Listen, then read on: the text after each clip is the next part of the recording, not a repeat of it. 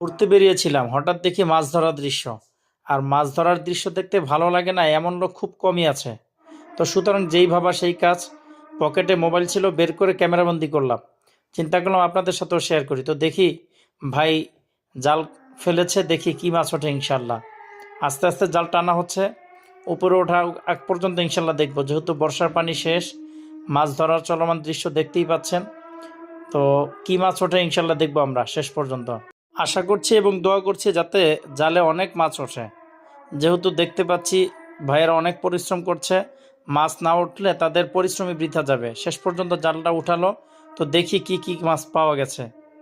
হয়তো কিছু মাছ উঠেছে, দেখি ছোট ছোট মাছ উঠেছে। তো হয়তো আমাদের এবারে জাল ফেলাটা তেমন একটা সফলতার মুখ দেখতে পাইনি।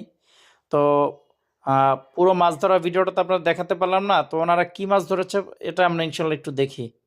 আলহামদুলিল্লাহ মোটামুটি ভালো মাছ পেয়েছে।